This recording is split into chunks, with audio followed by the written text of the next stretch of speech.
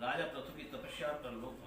श्री मैत्री जी कहते हैं, इस प्रकार महामनुष्य ने प्रजापति पृथु के स्वमेव अनन्नादि तथा पूर्व ग्रामादि स्वर्ग की व्यवस्था करके स्थावर जंगम सभी की आजीविका का सुविधा कर दिया तथा साधु जनोचित धर्मों का भी खूब पालन किया। मेरी अवस्था कुछ ढल गई और जिसके लिए मैंने इस लोक में जन्म लिया था उस प्रजा रक्षण रूप ईश्वर आज्ञा का पालन भी हो चुका है। अतः अब मुझे अंतिम पुरुषार्थ मोक्ष के लिए प्रयत्न करना चाहिए। यह सोचकर उन्होंने अपने विरह में रोती हुई अपनी पुत्री रूपा पृथ्वी का भार पुत्रों को सौंप दिया और सारी प्रजा को विलख्ती छोड़कर वे अपनी पत्नी सहित अकेले ही तपोवन को चल दिए। वहां भी वे वानप्रस्थ आश्रम के नियमानुसार उसी प्रकार कठोर तपस्या में लग गए जैसे पहले गृहस्थाश्रम में अखंड व्रत पूर्वक पृथ्वी को विजय करने में लगे थे। कुछ दिन तो उन्होंने कंद मूल फल खाकर बिताए, कुछ काल सूखे पत्ते खाकर रहे, फिर कुछ पखवाड़ों तक जल पी कर रहे। इसके बाद केवल वायु से ही निर्वाह करने लगे। वीरभर पृथु मुनि वृत्ति से रहते थे। गर्मियों में उन्होंने पंच अग्नियों का सेवन किया। वर्षा ऋतु में खुले मैदान में रहकर अपने शरीर पर जल की धाराएं सही और जाड़ों में गले तक जल में खड़े रहे। प्रतिदिन मिट्टी की वेदी पर ही शयन करते थे। उन्होंने शीतोष्णादि सब प्रकार के द्वंद्वों को सहा तथा वाणी और मन का संयम करके ब्रह्मचर्य का पालन करते हुए प्राणों को अपने अधीन किया। इस प्रकार से कृष्ण की आराधना करने के लिए उन्होंने उत्तम तप किया।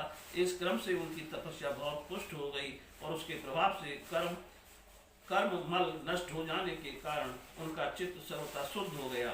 प्राणायामों के द्वारा मन और इंद्रियों के निरुद्ध हो जाने से उनका वासना जनित बंधन भी कट गया। तब भगवान सनत कुमार ने उन्हें जिस परमोत्कृष्ट अध्यात्म योग की शिक्षा दी थी उसी के अनुसार राजा पृथु पुरुषोत्तम श्री हरि की आराधना करने लगे। इस तरह भगवत प्राण होकर श्रद्धा पूर्वक सदाचार का पालन करते हुए निरंतर साधन करने से पर ब्रह्म परमात्मा में उनकी अनन्य भक्ति हो गई। इस प्रकार भगवत उपासना से अंतःकरण शुद्ध सात्विक हो जाने पर निरंतर भगवत चिंतन के प्रभाव से प्राप्त हुई इस अनन्य भक्ति से उन्हें वैराग्य सहित ज्ञान की प्राप्ति हुई और फिर उस तीव्र ज्ञान के द्वारा उन्होंने जीव के उपाधिभूत अहंकार को नष्ट कर दिया जो सब प्रकार के संयम विपर्य का आश्रय है। इसके पश्चात देहात्म बुद्धि की निवृत्ति और की अनुभूति होने पर अन्य सब प्रकार की सिद्ध आदि से भी उदासीन हो जाने के कारण उन्होंने उस तत्व ज्ञान के लिए भी प्रयत्न करना छोड़ दिया जिसकी सहायता से पहले अपने जीव को पास का नाश किया था। क्योंकि जब तक साधक को योग मार्ग के द्वारा श्री कृष्ण कथामृत में अनुराग नहीं होगा तब तक केवल योग साधना से उसका मोह जनित प्रमाद दूर नहीं होता, भ्रम नहीं मिटता। फिर जब अंतकाल उपस्थित हुआ तो वीर ने अपने भक्त को दृढ़ता पूर्वक परमात्मा में स्थिर कर ब्रह्म भाव में स्थित हो अपना शरीर त्याग दिया। उन्होंने एड़ी से गोदार के द्वार को रोक कर प्राण वायु को धीरे धीरे मूलाधार से ऊपर की ओर उठाते उसे क्रम से नाभि, हृदय, वक्ष स्थल, कंठ और मस्तक में स्थित किया। फिर उसे और ऊपर की ओर ले जाते हुए क्रम से ब्रह्मरंध्र में स्थित किया। अब उन्हें किसी प्रकार के सांसारिक भोगों की लालसा नहीं रही। फिर यथा स्थान विभाग करके प्राण वायु को समष्टि वायु में, पार्थिव शरीर को पृथ्वी में और शरीर के तेज को समष्टि तेज में लीन कर दिया।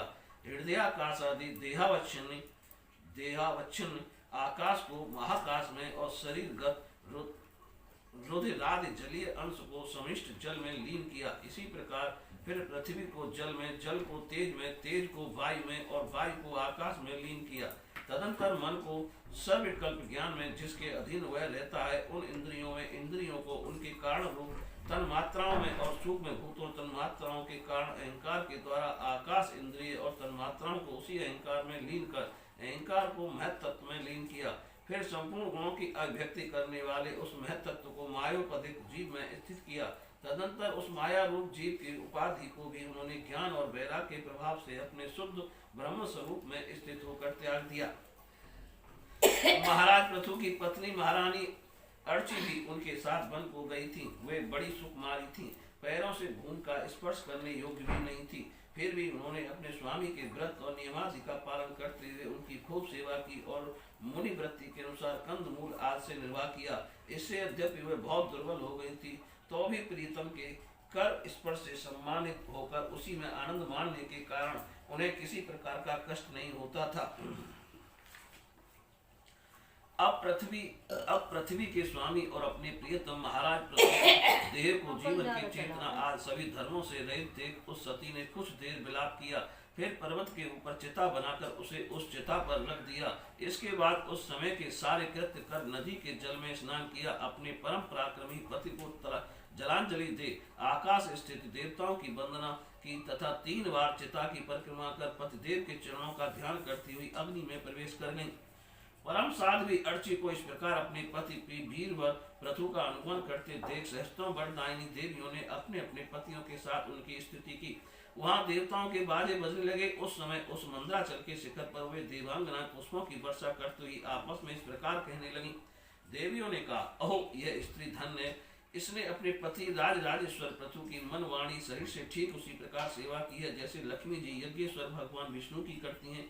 अवश्य ही अपने अचित्य कर्म के प्रभाव से ये सती हमें भी लांग कर अपने पति के साथ उच्चतर लोकों को जा रही हैं। इस लोक में कुछ ही दिनों का जीवन होने पर भी जो लोग भगवान के परम पद की प्राप्ति कराने वाला आत्मज्ञान प्राप्त कर लेते हैं, उनके लिए संसार में कौन पदार्थ दुर्लभ है। अतः जो पुरुष बड़ी कठिनता से भूलोक में मोक्ष का साधन स्वरूप मनुष्य शरीर पाकर भी विषयों में आसक्त रहता है, वह निश्चय ही आत्मघाती है। हाय हाय ये ठगा गया।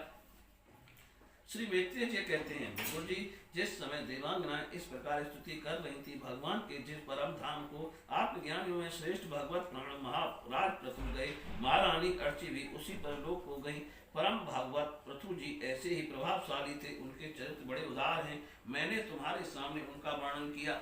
जो पुरुष इस परम पवित्र चरित्र को श्रद्धा पूर्वक निष्काम भाव से एकाग्र चित्त से पढ़ता सुनता अथवा सुनाता है, वह भी महाराज पृथु के पद भगवान के परम धाम को प्राप्त होता है। इसका सकाम भाव से पाठ करने से ब्राह्मण ब्रह्म तेज प्राप्त करता है, क्षत्रिय पृथ्वीपति हो जाता है, वैश्य व्यापारियों में प्रधान हो जाता है और शूद्र में साधुता आ जाती है। स्त्री हो अथवा पुरुष जो कोई इसे आदर पूर्वक 3 बार सुनता और संतानहीन हो तो पुत्रवान, धनहीन हो तो महाधनी, कीर्तिहीन हो तो यशस्वी और मूर्ख हो तो पंडित हो जाता है। यह चरित्र मनुष्य मात्र का कल्याण करने वाला और अमंगल को दूर करने वाला है।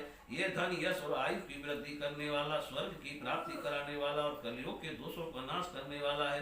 ये धर्मादि चतुर्वर्ग की प्राप्ति में बड़ा सहायक है। इसलिए जो लोग धर्म अर्थ और काम मोक्ष को भली भांति सिद्ध करना चाहते हो, उन्हें इसका श्रद्धा पूर्वक श्रवण करना चाहिए। जो राजा विजय के लिए प्रस्थान करते समय से सुनकर जाता है, उसके आगे आकर राजा लोग उसी प्रकार भेंटे रखते हैं जैसे पृथु के सामने रखते थे।